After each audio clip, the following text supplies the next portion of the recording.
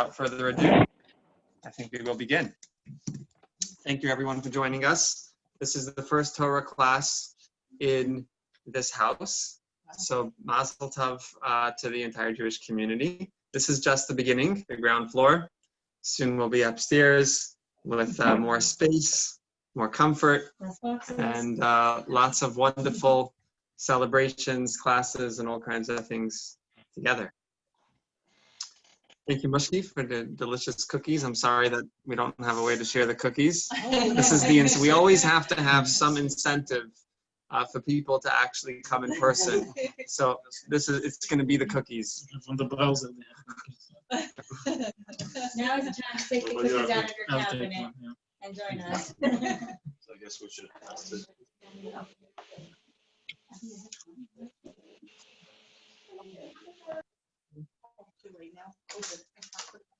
No, it must be yours. Okay. I think it's also very appropriate that we're starting like a new series, and it's going to be on the fundamentals of Judaism.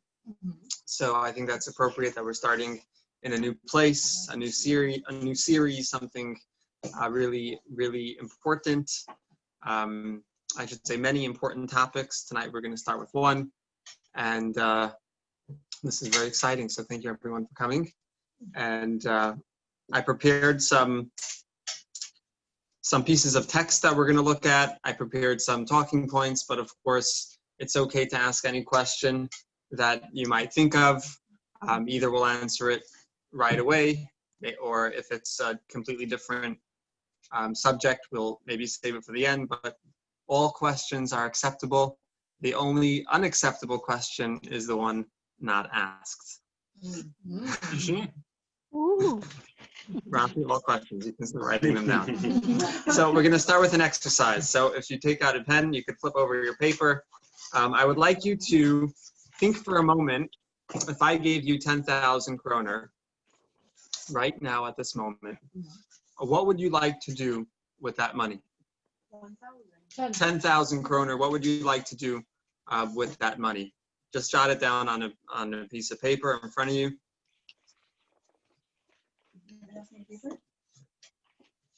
If you don't want to tell anyone what it says, you won't have to, don't worry.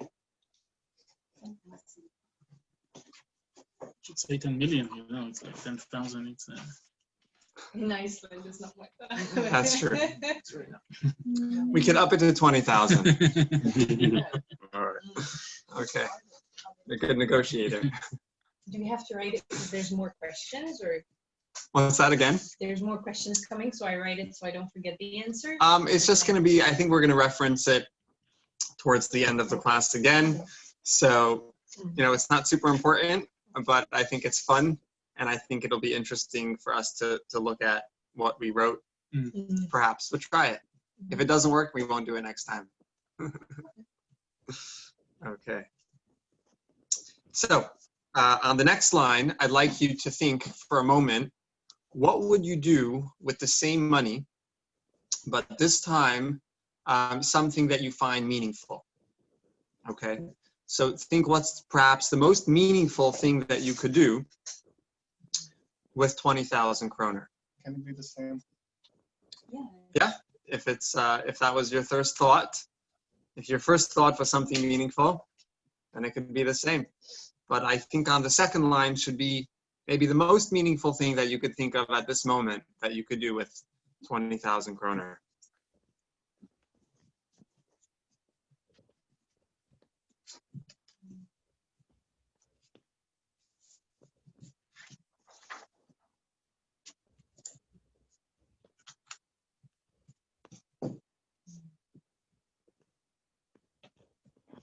We good? Everyone have something? Okay. So I want to start with reading the first text. I'm going to read it. I'm going to try to read it clearly so on Zoom you could hear as well. And this is by a famous writer and psychiatrist, if I'm not mistaken, Mr. Scott Peck, the author of The Road Less Traveled and Beyond. Just a short paragraph written by him. So I think I'll just read it because I'm the closest to the phone, so that the audio online will be the clearest. When I was in practice, I would no longer allow any of my patients to use the word unselfish. After about 5 sessions, I would tell them that I was totally selfish. I was a totally selfish human being who had never done anything for anyone or anyone else. When I watered my flowers, I didn't say to them, "Oh, look, flowers, what I'm doing for you. You ought to be grateful to me." I was doing it because I like pretty flowers. Similarly, when I extended myself for one of my children, it was because I like to have an image of myself in mind as a reasonably decent father and a reasonably honest man. In order to maintain those 2 images side by side with any integrity, every so often I had to extend myself beyond what I might normally feel like doing. The truth is that we rarely do anything without some gain or benefit to ourselves, however small or subtle. Making a donation to charity helps me feel good. So let's take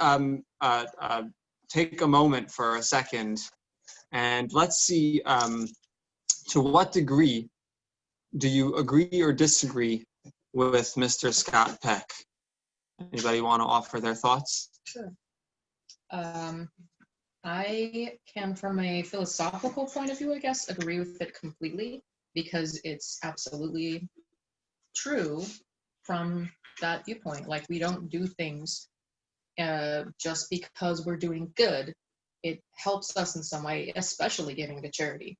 Like, it's one of those bragging points that people use, like, I just went to this gala, event, and it makes people, it like gives you legitimacy as a person. So it doesn't matter how good it is, the thing you're doing, you're still doing it for yourself. Anybody disagree or have any other? I think you cannot define good and you cannot define you. So I don't know where you exist, but and what is good and what is not good, that's a big philosophical question. Okay. Maybe you do something you think is good, but it's not good. And who is you? It's like your subconscious, your subpersonalities, Okay. you in this day, you in that day, you get angry, it's you. Okay. Okay. The question is it possible to be selfless or are we by nature always Well, you can selfish? do ego death, so then. Okay. Any other? I think we need another word for selfish. Okay. We need 2 words. One is doing something that pleases me without any concern about how it affects you or others. And there's one that doing something for myself that makes everybody else happy. I mean, doing something that makes me happy and everyone else happy at the same time, or whoever I'm relating to.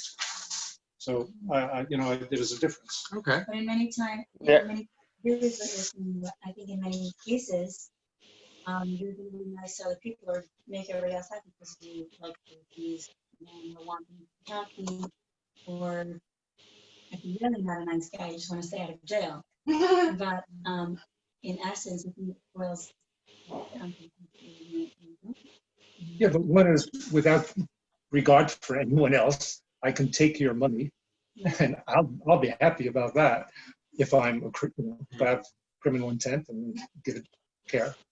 But or I would never do that. I would just think I would never do that. I would have to do something that you would be pleased with too. If I'm But you cannot be responsible of other people's feelings.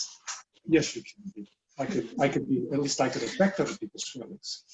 You think you can, but people are people, what they feel, it's not your responsibility. You can do what you think is good for them, but you cannot have control of how people think. You can't control, but if you're wise, you could figure out what makes them happy and what they need. Does anybody want to offer what they wrote on their second line? What would you do meaningful with 20,000 crowns? Anybody want to share? I wrote the charity, but only after I had fulfilled my desire to travel. Okay. Because then I was more free to think about, And I think it's true that when the desires, they don't dominate ourselves, it's easier to be happy. Charity is meaningful. Is that when giving charity, is that selfless or selfish? According to Mr. Scott, it's always going to have some bit of selfishness. because it makes me feel good. So what you wrote on the first line and you wrote on the second line is that actually is one selfless and one selfish, or are they both selfish? But I mean, can you hear me? Yeah. Hi, Julian, yeah. what do you have to say? Yeah, sorry. I wasn't sure if my mic was on. No, I think that the sort of this dichotomy of selfish and unselfish is a little bit artificial. It's almost like a gradient in which you have, you can do an act that it will cause a lot of harm to other people and be super good for you. But you can also do things that will do a lot of harm to you and be helpful to others. And then you can do things in the middle. So it's really hard to say, this is, A or B. This is selfish or unselfish. I agree with you 100%. I think the question is if it's true that there will always be at least a small degree of selfishness. Of course, I think everybody will agree that giving charity is a great deed and a positive thing.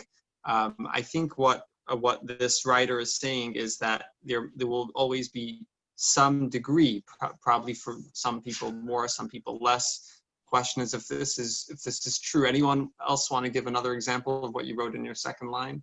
And you had a question. Well, it wasn't a question. I was Okay. more actually asking if are we assuming it's like or suggesting or insinuating that it's wrong in some way if it's selfish. Although I also think we need to. I'm not sure if that's the right word because it has a lot of negative connotations maybe, but because I think as long as it's I also believe that we don't do anything that does not meet our need in some way usually, and if we do, then it's usually going to bring about bitterness later on or some other unpleasant feeling. But, so I don't see it as a negative thing, but I'm just I don't know if it's a. If you eat a lot of cake, you're selfish. If you eat a lot of cake, Yeah. you're doing a big favor to the dentist. Okay, but then you get very fat, so maybe you're doing something against yourself. So I disagree yeah. with the, I just want to respond to that excellent question, and the answer is, at least from a Jewish point of view, of course we should. Of course, a good deed is a good deed regardless of the intent. So if somebody does something positive, somebody does a favor, if somebody helps someone, of course it's a great act. And I'm not saying that we shouldn't do anything like that. In fact, the Talmud says that if somebody gives charity on condition, and in the merit of this charity, their children should be good people and should be successful, right? So that's obviously a very clear motive. The motive is not that a poor person should have what they need, but I'm giving charity so that my child will have certain success. The Talmud says that it is a mitzvah, regardless of that intent. So it's very clear that action is the most important thing. Also, I think when we think of good people, who is a good person, I think we could agree that people who do good things, regardless of their intentions, are good people. I think we would be living in a wonderful society if everybody did only good things, even if they had other motives. So the reason why I'm bringing up this question is not to diminish in any way the mitzvah or the action, but it's to we also the action is the most important, but intention is also interesting for us to know, to look inside of ourselves, and because I think we would each hope in our hearts that we could be a little bit above ourselves and we could do something a little bit greater than ourselves as well. And as we continue the discussion, I think we'll make some contrast and we'll make it'll become more clear why this question is so relevant to a life of purpose. Anyone else want to say anything before we move on? Yeah. I have an observation. I think in a way God would want us to be selfish to a degree.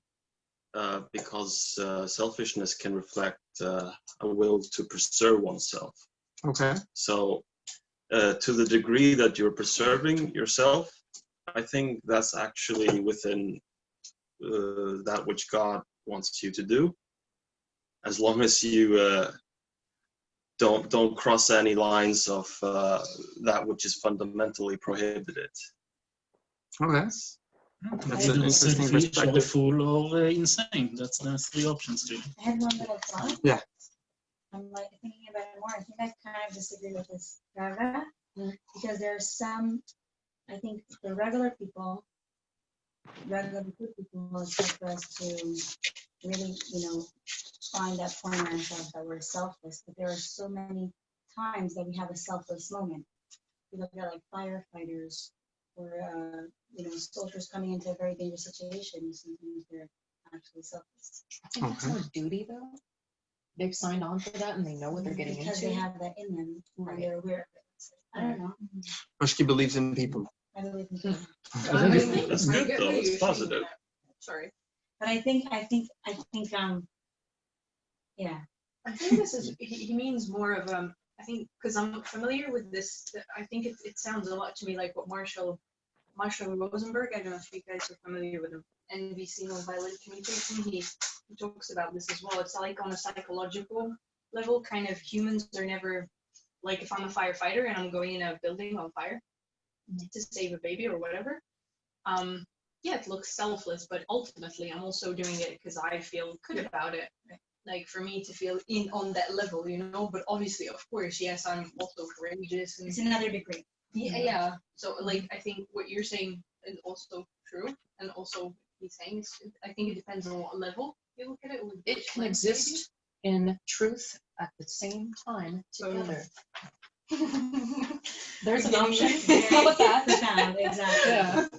All right. But I don't think it's what sorry, I forgot your name. You wanted to get us to the point you're wanting to show us.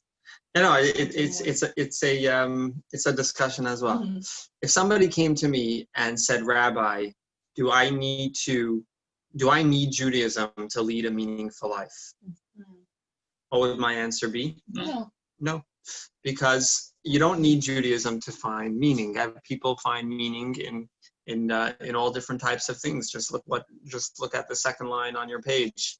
You see what's meaningful to you. It's not necessarily something Jewish. Some people find meaning in study. Some people find meaning in protecting the environment. Some people find meaning in helping others. So meaning it does not have to be Jewish. It doesn't have to be Judaism for it to be, to have a life of meaning. Now, this is not to say that Judaism doesn't have what to say about meaning and a life of meaning. Judaism has a tremendous amount to say on this. But tonight, I would like to take a different approach, one that might surprise you a little bit. And that is to say that the whole question of meaning and finding a meaningful life is actually a distraction to something that's way more important. What is more important than finding a meaningful life and leading a meaningful life? So let us look into Jewish tradition. We'll look at the second text, and it's a section of the story of Purim. The story of Purim happened about 2,500 years ago, and it was when a wicked man named Haman, he was second in command in ancient Persia, and he, together with the king, crafted a decree that would allow for the total annihilation of the Jewish people, all on a single day. Yeah, exactly. It's all throughout history. Exactly. What So- do people have against? Oh, that's a huge question. Yeah, That's a huge question. Just wrote an article on this. You Actually. did? Maybe you should share it. Let's have a few books. You could write a Libraries. Actually, it's because they're jealous. That's what my grandfather said. It's a fair question, though. Mm. Because It's a I great- asked it's a him, what great did you do question. to We're upset gonna them have so to, much? It's like, dedicate a full lesson on that. Yeah. It's jealousy. No, it's much more than that. It's jealousy. It's much more. There's so much more. In this case, the Jewish people were lucky because they had someone inside the palace. Esther was an undercover Jew, if you will. She was Jewish. She was the queen of Persia, but nobody knew that she was Jewish. She kept it a secret. And of course, the obvious thing for her to do and for the Jewish people to hope for is for her to go to the king and reveal that she's Jewish and, beg for her people. Thing is that Esther was afraid to do so.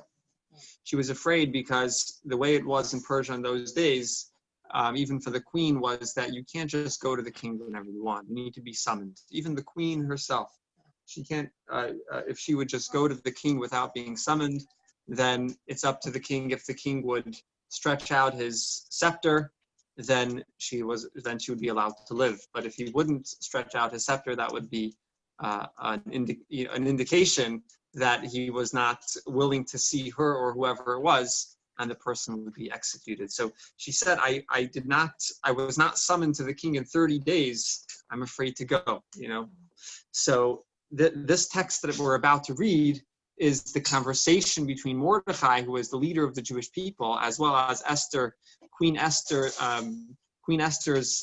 uncle. This is the conversation between them. They were sending messages back and forth through a messenger. So you can see it's the second paragraph, and I'll read it out loud. It says, Mordechai gave the messenger, Hatach was his name, a copy of the written decree that was disseminated in Shushan to show Esther, to tell her and order her to go before the king to beseech him and to beg him to save the lives of her people. Hatach came and reported to Esther Mordechai's words. Esther said to Hatach and ordered him to tell Mordechai, all the king's servants and the people of the king's provinces know that any man or woman who comes to the king into the inner court without being summoned, the law is that he is put to death, unless the king extends the golden scepter as a symbol that he may continue to live. And I have not been summoned to come to the king for 30 days. He told Esther's words to Mordechai. Mordechai sent his reply to Esther. This is what Mordechai responded. Don't think for a moment that because you're in the palace, you'll escape when all other Jews are killed. Actually, if you stay quiet now, the Jews will find relief and safety through a different route, and you and your father's household will perish. And who knows, maybe it was for just such an occasion that you were made queen. So, if you think about this text, what was Mordechai's response? What was he saying? And if you could paraphrase, what points was he saying? How many points was he saying, and what were they?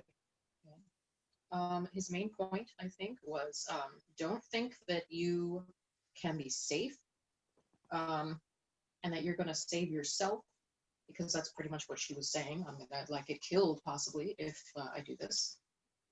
And he's saying essentially, yeah, you aren't safe no matter what you do. So you might as well use this opportunity to help us all. Yeah. Okay, that's good. Anyone else, or in other words, or any other comment? Well, he's telling her to act, Okay. as opposed to remain inactive. Saving her own skin. Right. Okay, she would be passive. She would not go to the king, and he's Take action. yeah. Well, she didn't say she didn't want to go. She's kind of waiting for the right moment, maybe. She's a Okay. smart woman. So I wouldn't Right. miss my chance. It's a good chance, But I wouldn't just go and be in a rush. I think I'd wait. And maybe this guy's been annoyed with her. Right. So once we do that. Wasn't there a time limit though? There was they didn't really have all that much time. It was the day that he was gonna destroy the Jews. Well, then, yeah. Pretty impatient as well. Then he's definitely pissed off at her. Yeah. It's Are you serious, woman?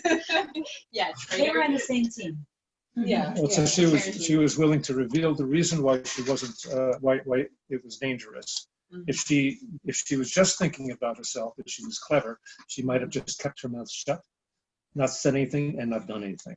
I mean, if she was just thinking about herself. Yeah. But this means that this gives them something to work with to help her figure out a way to Exactly. resolve the situation, to work it out. The way he's saying Okay, it's not good about point. you. So I think to put it in other words, Mordechai was making 2 points, and he was directing it to 2 parts of her. The first thing he was saying was directed to her self-interest. He was saying that you're not going to be saved. To save yourself, you also have to go to the king. So his first point is talking to her self-interest, your life, your survival.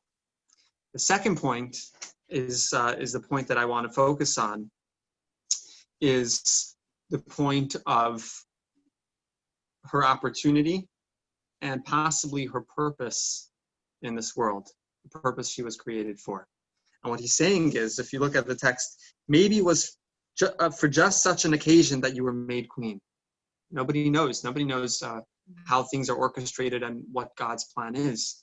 But what he was saying was, perhaps this is your calling. Perhaps this is your purpose in life. And this I want to focus on this and make a contrast between what we usually call meaning and what we're going to call now purpose. So, hello, Mike. Hey, Mike.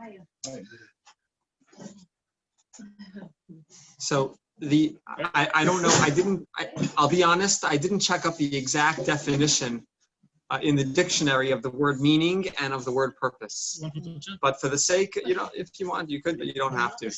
But for the sake of this conversation, I want to say that meaning is something that feels meaningful. And purpose is about why I was created, right? So meaning, I want to lead a life of meaning. I want to find something meaningful. So it starts with me, and I want to find something that makes me have that feeling. I have a certain void, and I want to fill that void with some meaning in my life. But here, Mordechai was saying something else. Mordechai was saying it's not about you.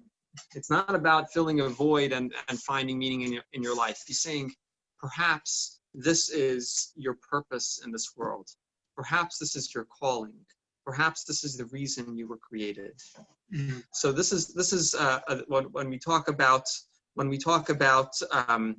meaning versus purpose in Judaism. The Jewish view is that life is too valuable to say that I just happen to exist. I'm alive.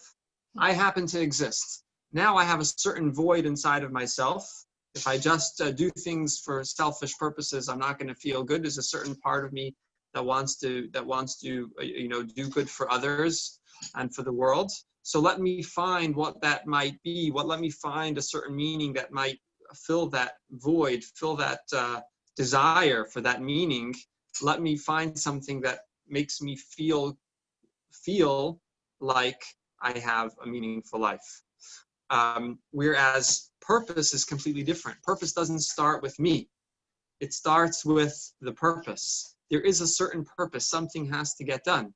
And now, because of that reason, you were created or you were put in a certain situation, and now it's up to you. Are you going to listen to that calling?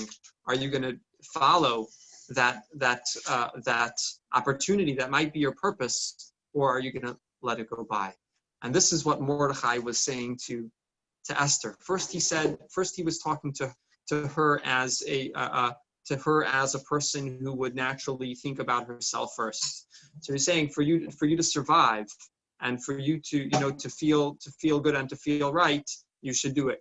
But there's another point here. The other point is that perhaps this is your purpose in life. This is the reason why you're here, or maybe this is even the reason why you were born. This is the reason why you were created. So if she would be killed, then it's not her purpose? If she would have been killed? Mordechai doesn't know what her purpose is. But yeah, he's but saying, let's say she would have gone and then Achashverosh would, kill her. Then it's not her purpose? Obviously, Mordechai wanted her to risk her life because this was a question of standing up for the Jewish people. But that Mordechai doesn't know what her purpose is. He's just saying. Let's assume she would go, and that's it. So then perhaps not. Hmm. No, I'm just saying it's a risky way to know. I think I don't. There's a lot at stake.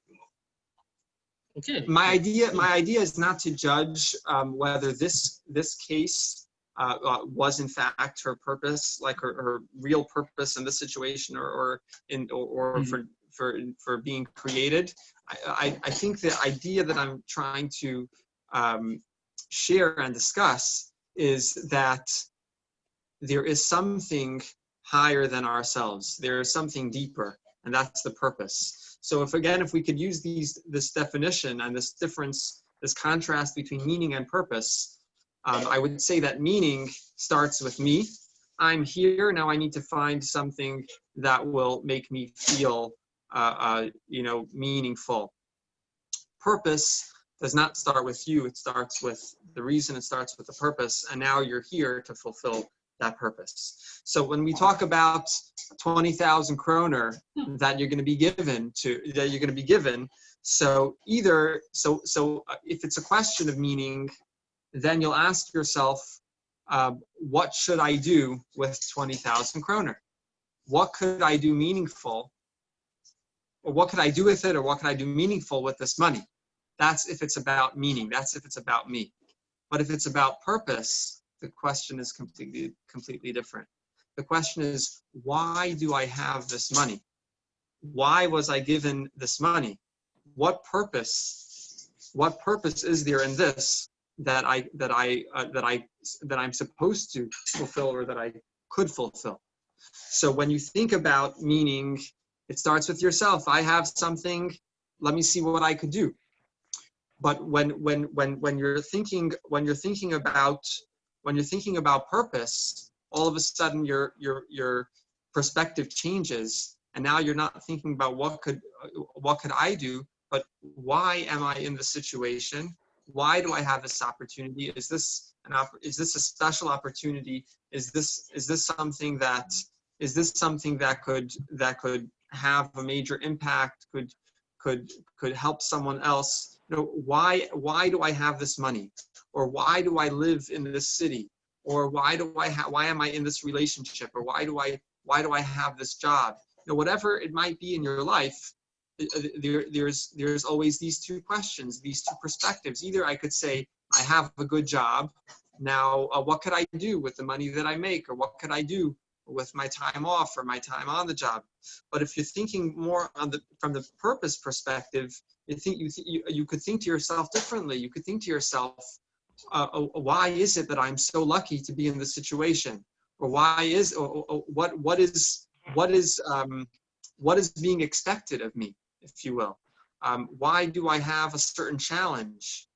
Is there something that could be accomplished? Why am I in a certain situation? Now, it happens to be that in the Jewish view, fulfilling this purpose is the most meaningful thing that you could find and that you could have.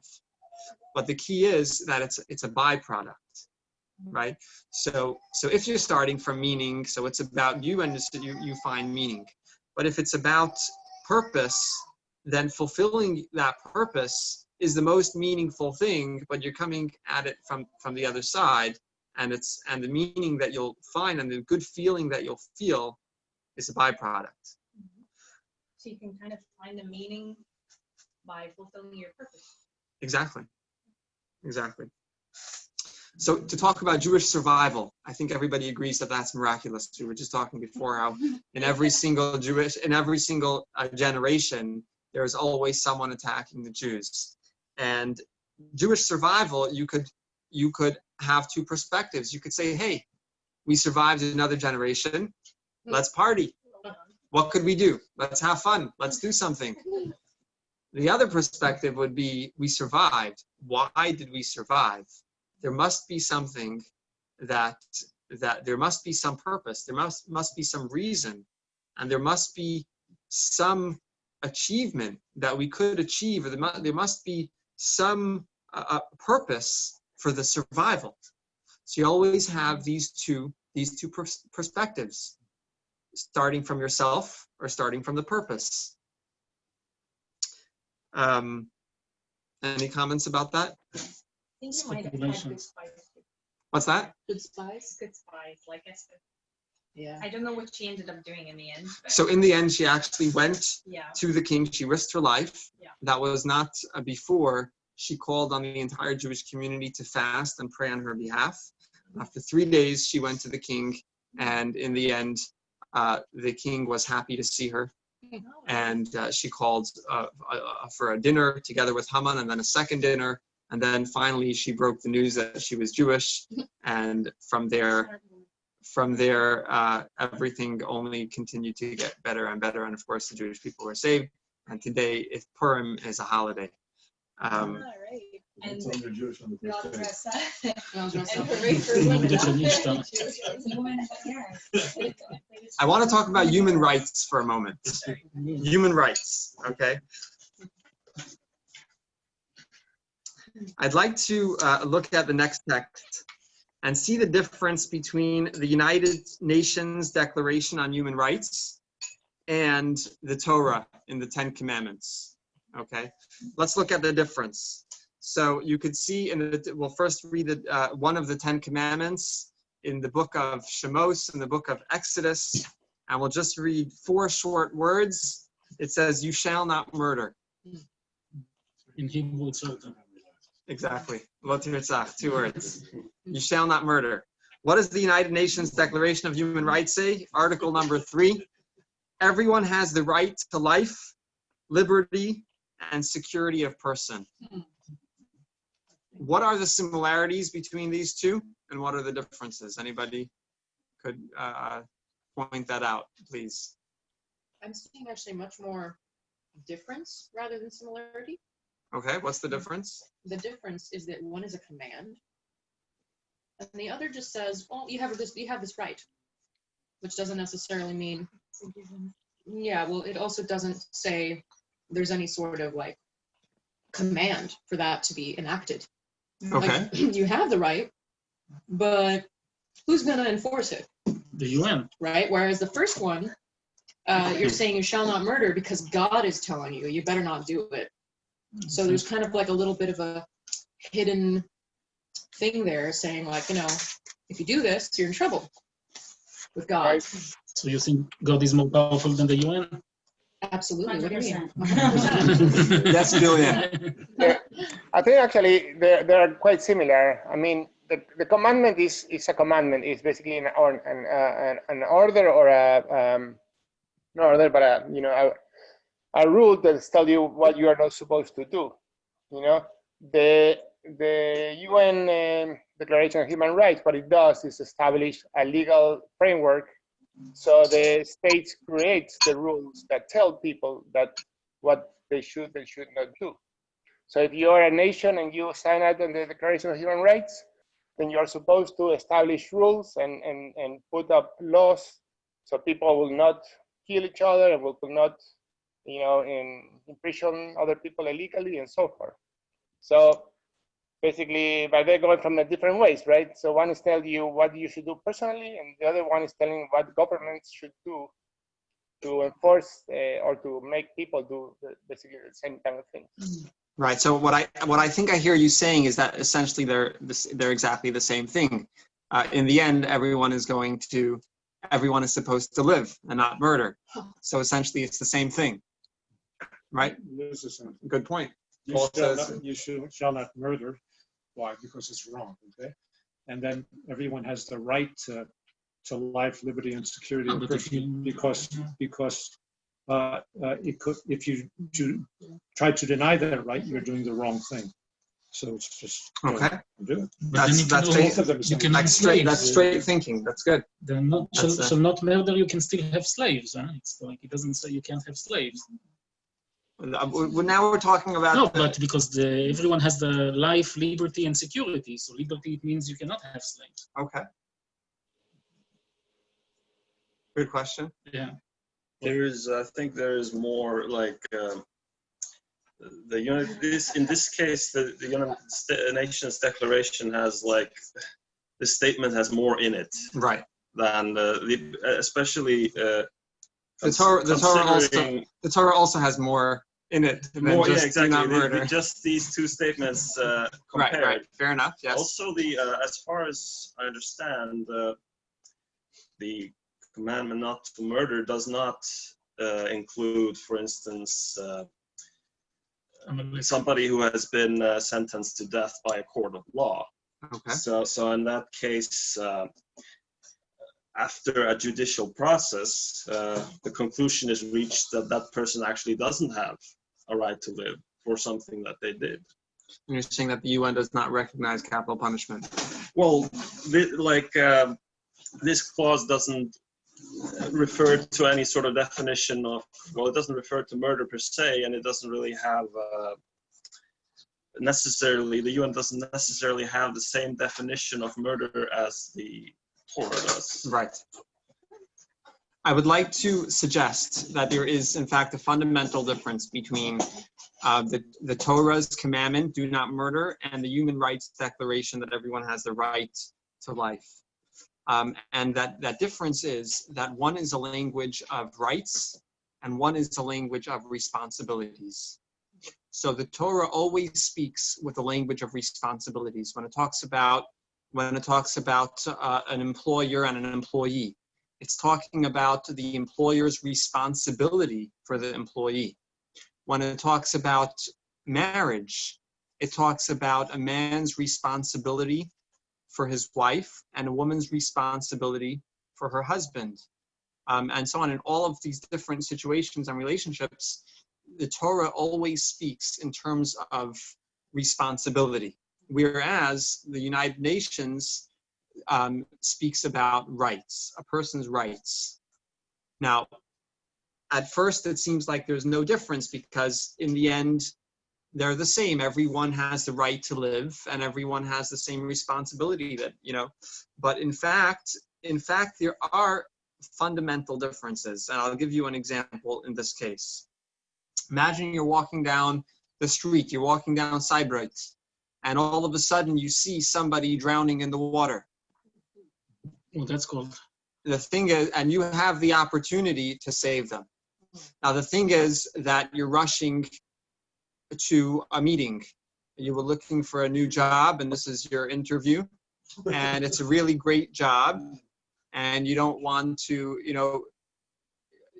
it's a very important meeting. It's very important to be there on time.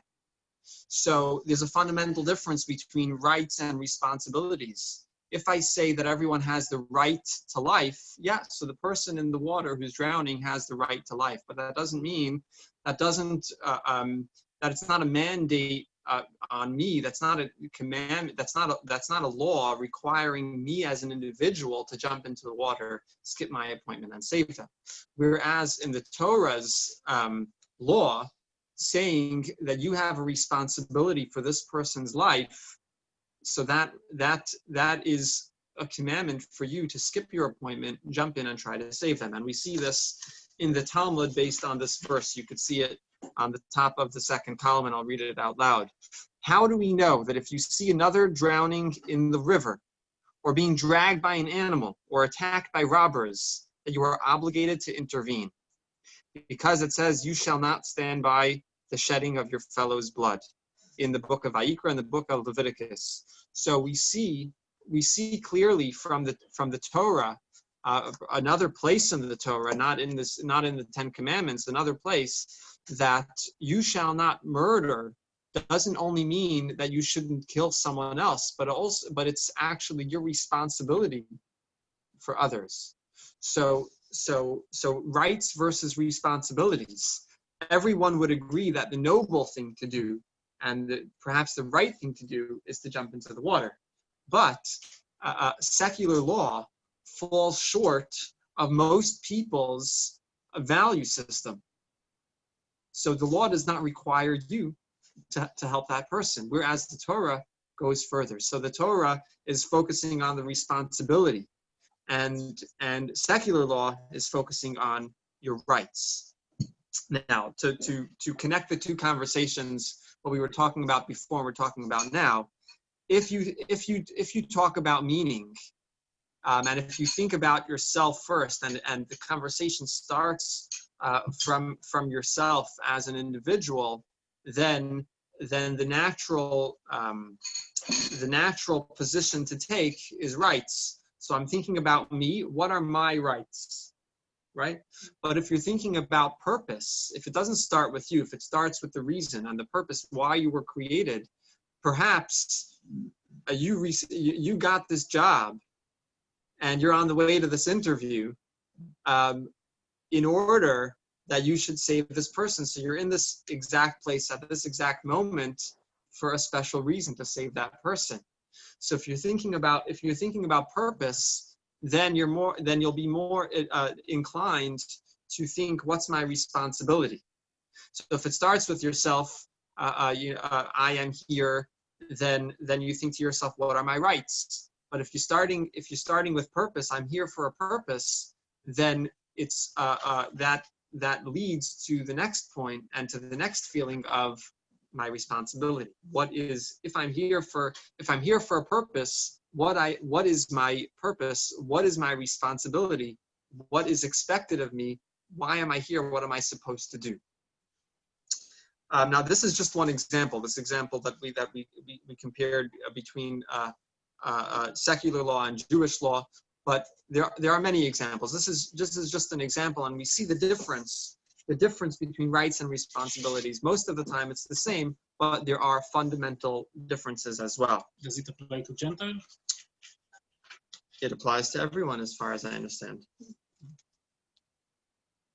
Now, it doesn't mean to say that there are no exceptions to the rule in Torah values and in Torah law, in Jewish law. It doesn't mean that you will always have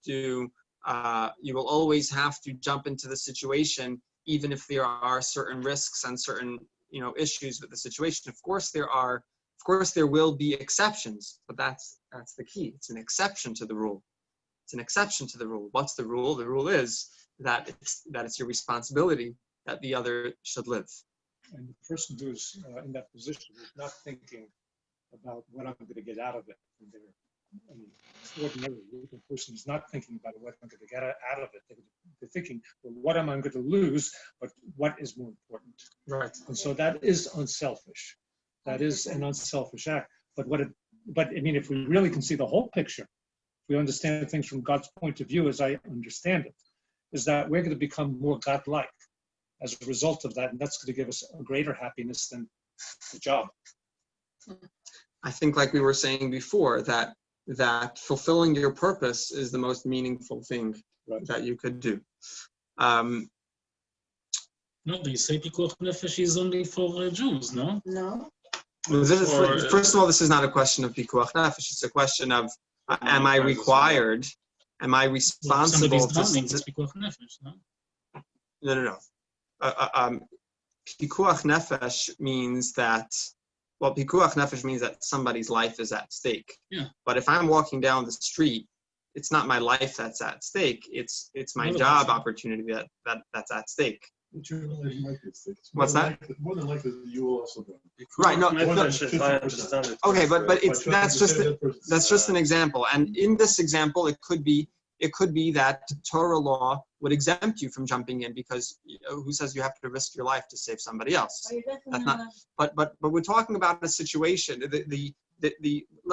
For argument's sake, we're talking about a situation where your life is not going to be at risk, and it's only an inconvenience to you. So secular law would say you have a choice. You could keep walking and not be inconvenienced, or you could be noble and save that person. But get your phone and make sure you have it on camera. But secular law is not forcing you. You can't sue a bystander. Say, why didn't you? I'm suing you because you didn't say.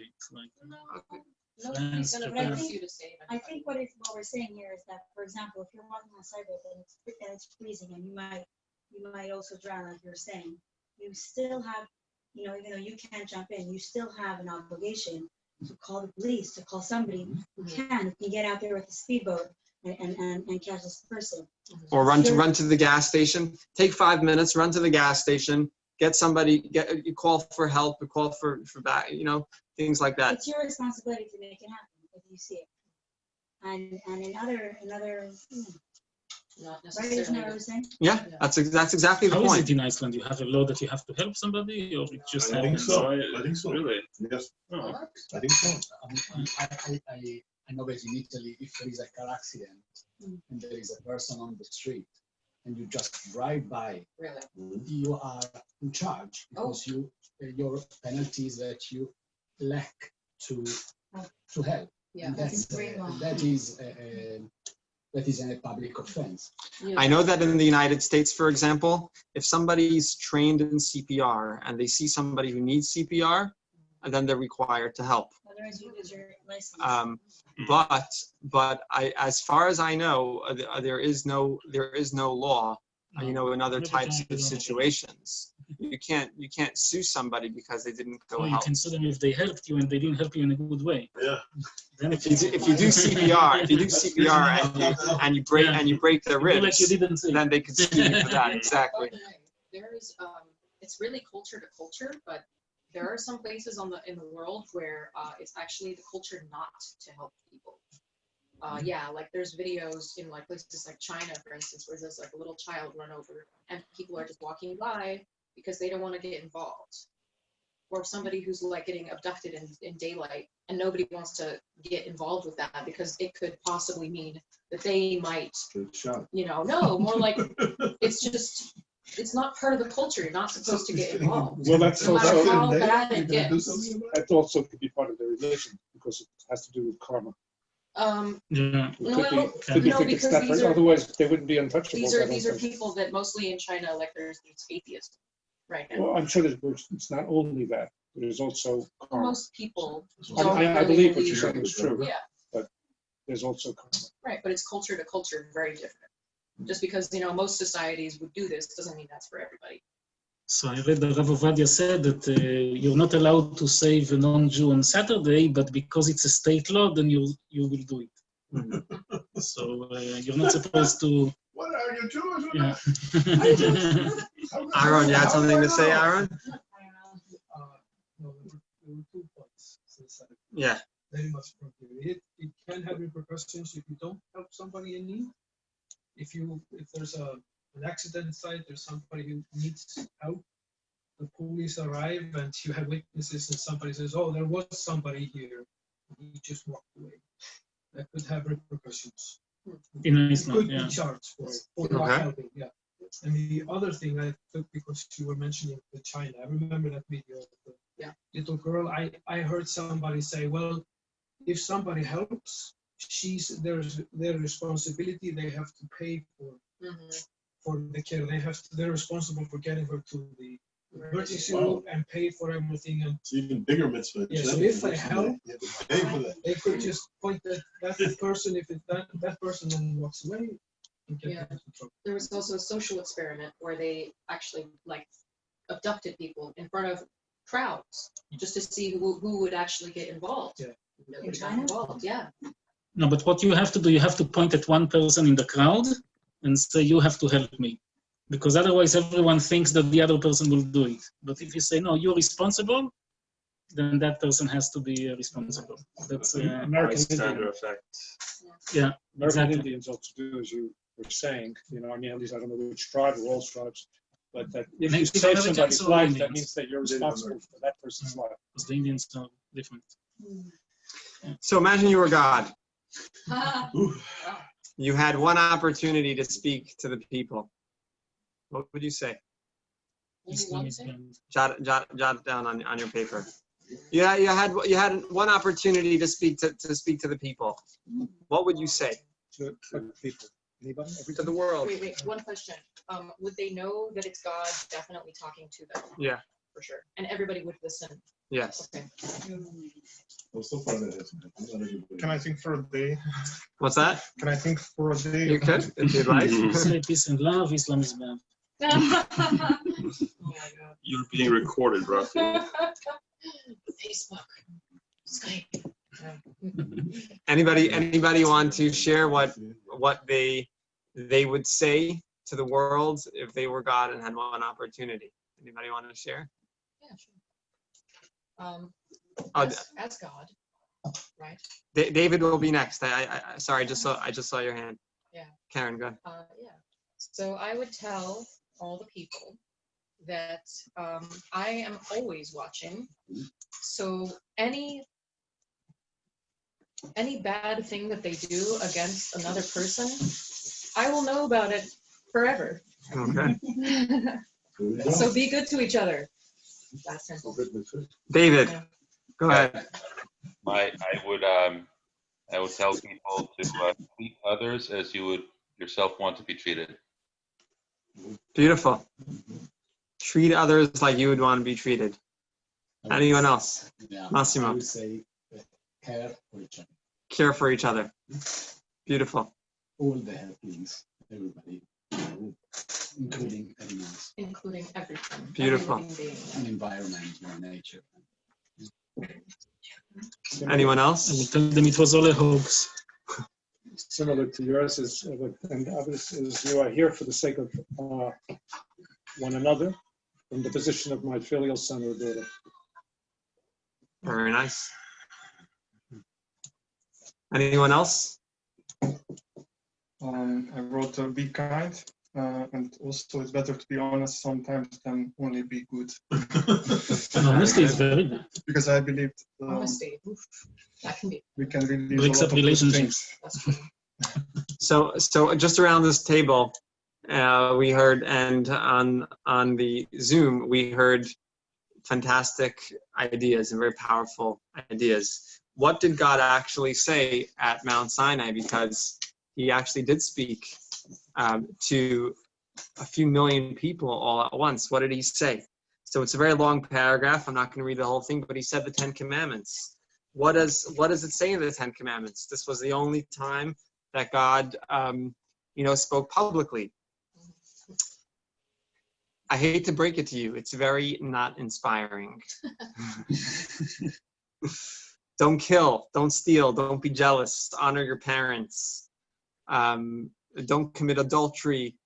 These are the kind of things that it says in the 10 Commandments. Now, wouldn't you think God is speaking? Shouldn't it be more inspiring? Shouldn't it be more grand? Shouldn't it be more, more great than just these, these details? I have a thought on that. Yeah. So, Can I say something?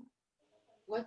Oh, someone saying something? Yeah, so I have a thought on that. So the reason why it's not inspiring is because he's not trying, God is not trying to inspire people. He's pretty much just trying to give a bunch of very primitive people, let's just admit it, primitive desert dwelling people, the rules on how to live. And it's not supposed to be inspiring. It's supposed to be like, here you go, those are the rules.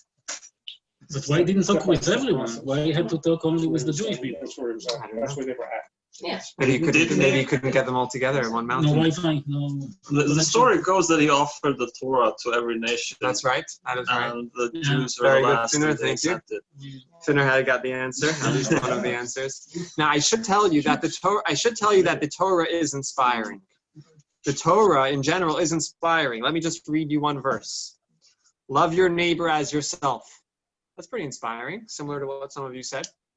But God didn't choose to say that verse in the 10 Commandments. Instead, he's talking about not killing, not stealing, not committing adultery.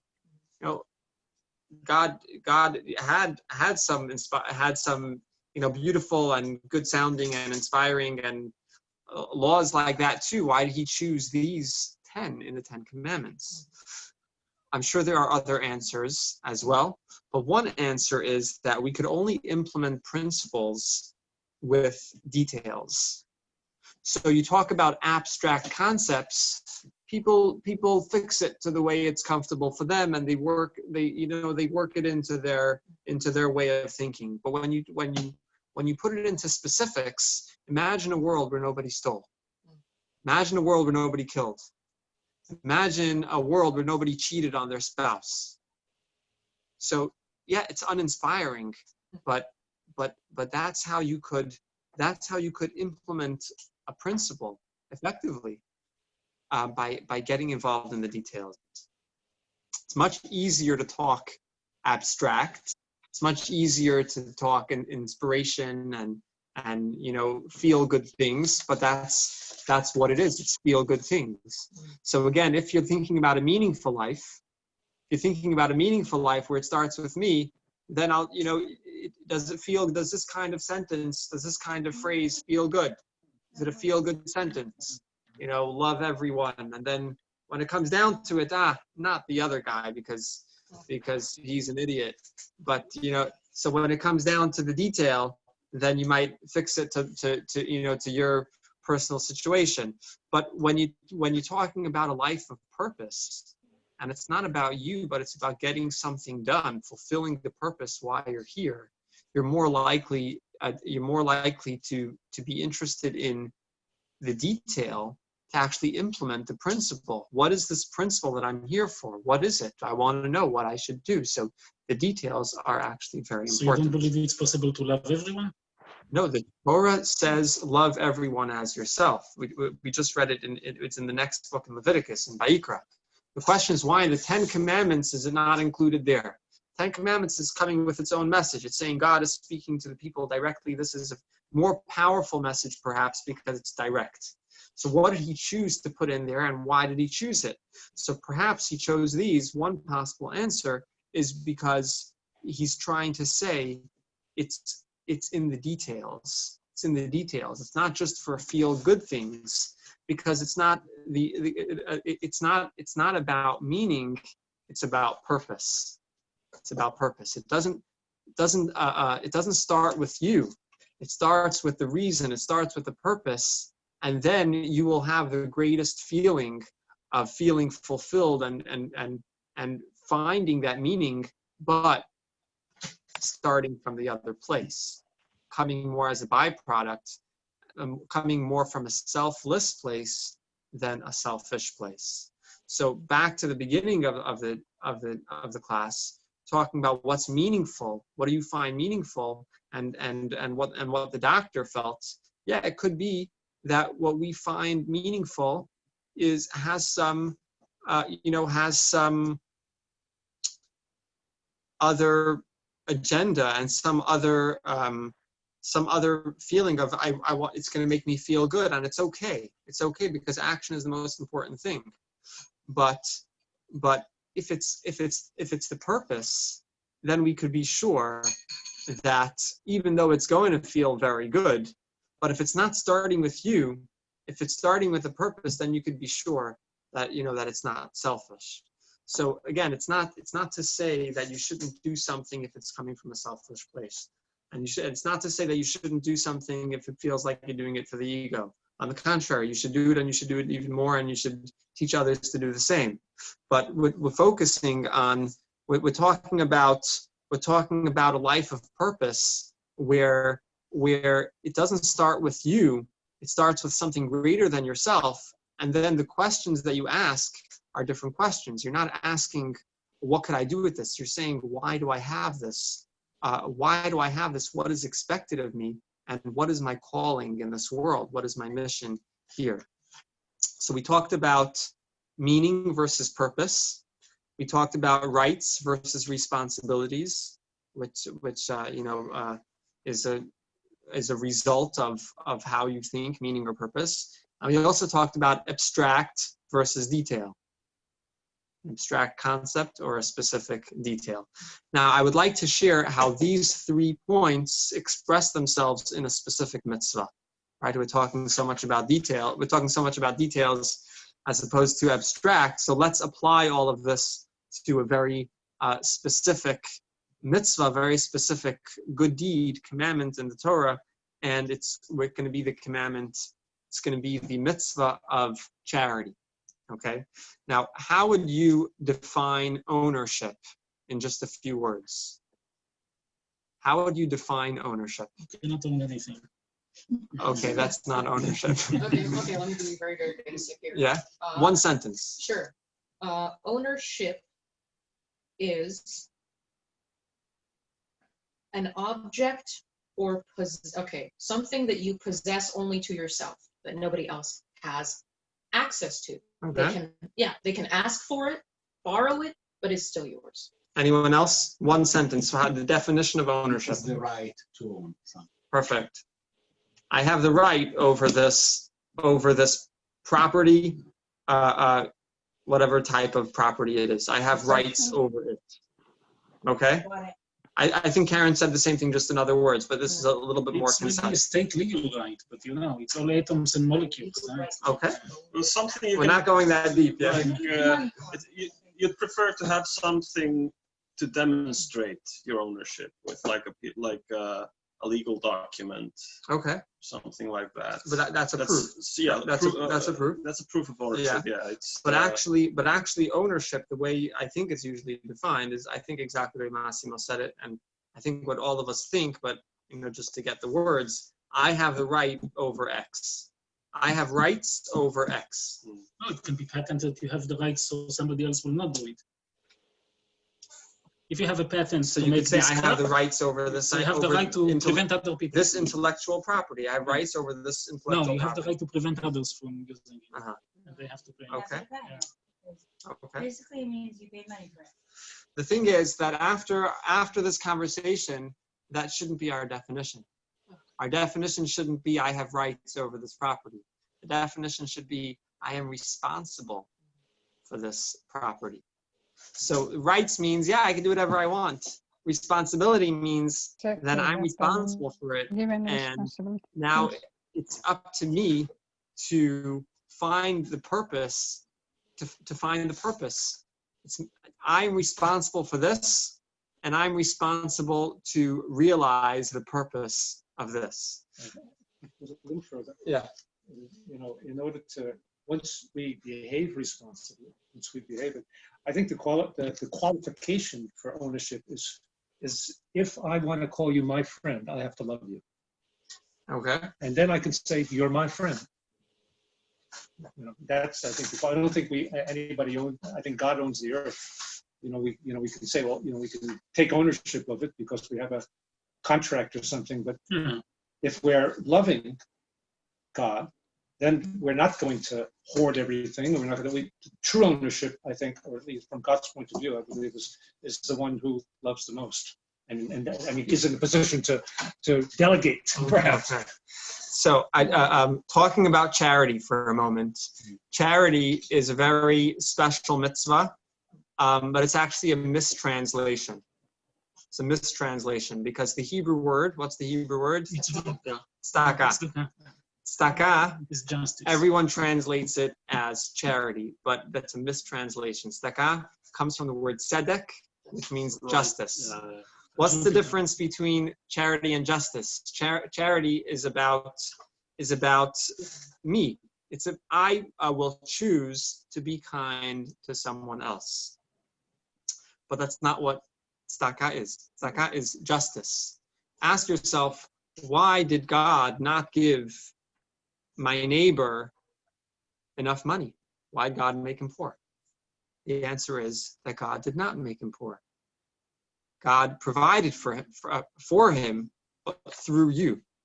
That's what justice is. Justice is that you look after him.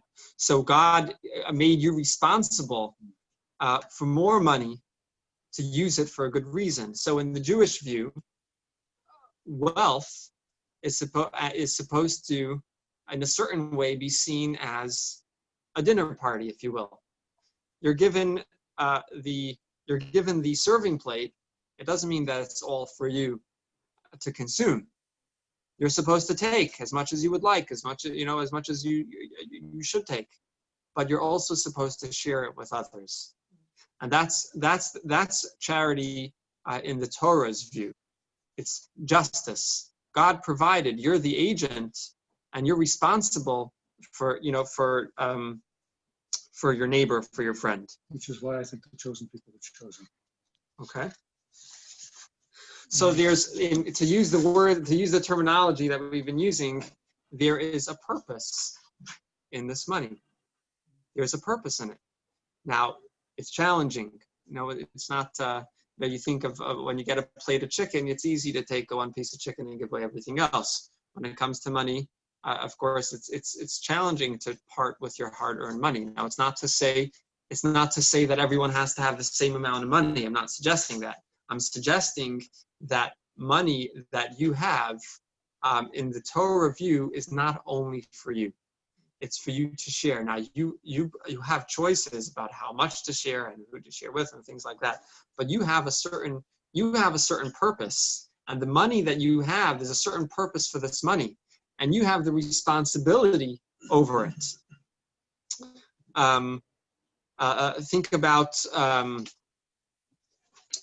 Think about how we teach this concept to children. You could either, just a second, sorry. You could either give them a piggy bank, or you could give them a charity box. What do we teach, or both? What are we teaching them? Piggy bank, it's about yourself. I get money, it's only about me.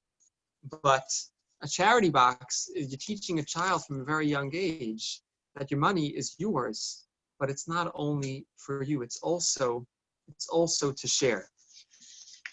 What were you going to say, Karen? Just generally that I think money is not the term that we should even put under discussion, because money is just what you get for your time and effort. So I would say it's your energy.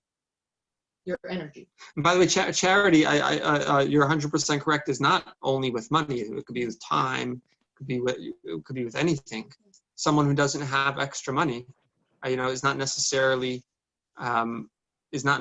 required to do the same like someone who has extra money. And the truth is that everyone is always required to do something.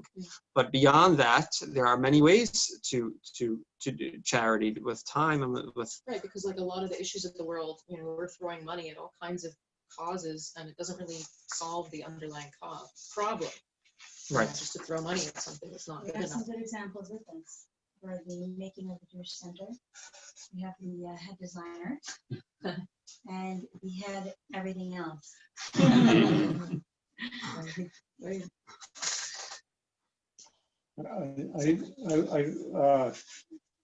think it's pity that we have to use the word require.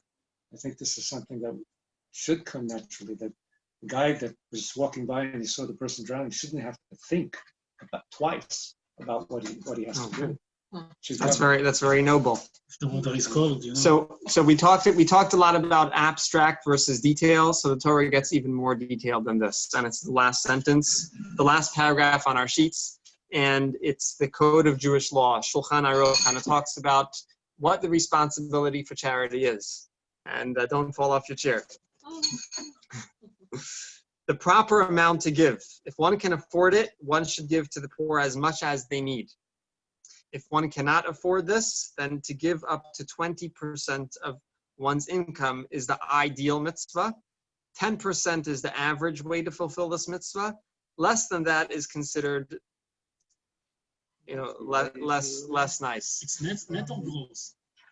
I heard that There are different perspectives. I heard that it has to be 12 to not make a mistake. Is that right? So the word tithing or maaser is I think is the most common thing. But of course there are this is so the Torah does get very specific, and of course there are different ways of the different situations, and everyone has certain situations, and this is not all there is to this passage. There's many more details surrounding it, but I'm sharing with you and I'm showing you how specific the Torah does get, and what the Torah is doing, and what the Torah is saying, and what the Jewish view is that there's a specific purpose for everything. There's a specific purpose for your life, for you being here, for you being born, for what you have, for the house that you own, for the money that you possess, for the opportunities and the situations that you find yourself in. There's a specific purpose for it.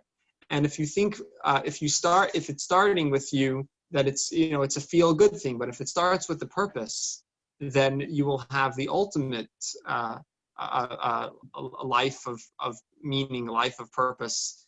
But that's actually, and you will also hopefully realize your purpose in this world, and have a wonderful life, feel good, and have an amazing impact, all at the same time.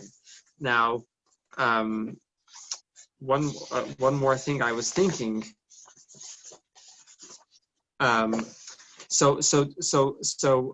Getting back to the 20,000 kroner, that we gave out at the beginning of the class. Soon I'm going to ask that everybody return the money, by the way. The 20,000 kroner, the Torah is very specific about your responsibility over that money. From a Jewish point of view, you're supposed to take 2,000 kroner and donate it somewhere to someone who needs it, to a place that needs it, and then the rest, the other 90%, to do as you see fit. But the Torah gets very specific, and here we're talking about one example, but the Torah is showing us and sharing with us what is expected and what the purpose of this money is. So your neighbor doesn't have enough food. It's your responsibility to help fill that need. That will give you tremendous meaning. That is tremendous impact. And this is just one example. I have a question. Yeah. On that note, let's say, okay, yes, it is very good to help people and to give of yourself and your energy and your time and also money to help people in need. What about people who will exploit that? Like it has happened, such things where people will then, expect it of you to kind of take care of them or to give of yourself more and kind of like almost make you feel this has happened, like with the friend. Okay, the Torah does not require in any situation that you give your charity to a specific person. You have the choice to do. Even if you want to make sure that you're doing it exactly according to to this formula. You have a choice, how to give it, when to give it, in what way, in what format, and what, so that's what responsibility means. The Torah is God, and Torah is trusting you with this responsibility. It says in the Talmud that Rebbe, who was one of the greatest sages, he would have tremendous respect for wealthy people. Now, nowadays, if you look in the news and social media, a lot of wealthy people are not seen in a positive light. You know why? It's not fair that you have so much and you have so little. But the Talmud says that Rebbe would give tremendous respect to wealthy people, and it gives a reason. The reason is because it's an indication that God trusted them with all of this money and to make them responsible for all of it. So there must be a reason why they were chosen to have this tremendous responsibility more than others. Now, it doesn't mean that they will automatically do what is expected of them. It doesn't it's a tremendous challenge, and it's not easy to part with your hard-earned money. And just because you have a lot of it, it doesn't mean that it suddenly becomes easy. But the idea is that it's about Torah's view on charity is driven by purpose. It's driven by purpose, and this is one example. So just to connect all the dots, we started talking about meaning versus purpose. So that instead of thinking to myself, what should I do right now? What could I do right now? What should I do with this money? What should I do with this time? There's a fundamentally different question, and you could say, why am I here? What purpose can I fulfill? That will give you meaning, that will give you many good things, and that will create tremendous impact. But it's a fundamentally different question. It's a different question. Why am I here? What is expected of me? What am I responsible for? And we talked about responsibility versus rights. Rights, it's about me. I'm here. Let me think what I deserve. What should be given to me? Responsibility is the opposite. It's about the other. It's about your friend. I'm responsible for him. I'm responsible for her. I'm responsible for my employee, for my employer. I have responsibilities to my employer. My employer has responsibilities to his employee.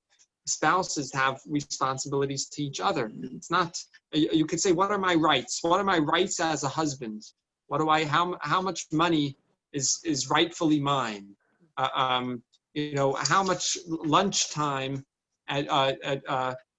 is rightfully mine? Yeah, you could ask that question, but there's a fundamentally different question. You could say, what is my responsibility? That continues with purpose. When that continues, that's a result of the purpose. When you're thinking, why am I here? What is my purpose? Then you continue to think, what is my responsibility? And finally, abstract versus detail. The purpose is not just a feel-good thing. It's not the abstract feel-good concept, but it's about making something specific happen. It's about realizing, you know, something that I am here to do, something special that only I could do because of who I am, because of my abilities, because of my talents, because of my achievements, because of the place that I'm in, because of the time that I'm at, and there's a special thing, special purpose that only you could accomplish, and that's why you're here. If there was not a special purpose for you, then you wouldn't be created. Everything there's no mistakes in this world. At least from God didn't make any mistakes. God created everything for a purpose. Yep. This is the Jewish view. This is the Torah. The Torah view is that God created everything and everyone for a purpose, and a situation that you find yourself in could be an opportunity to realize that purpose. And if you find yourself in a situation, I think what we're discussing here would say, you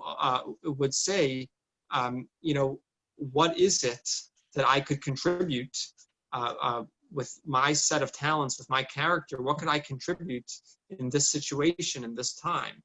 So it all connects from purpose to responsibility to the details, and we gave some examples along the way. I think I'll just finish off by saying that why is a birthday a celebration?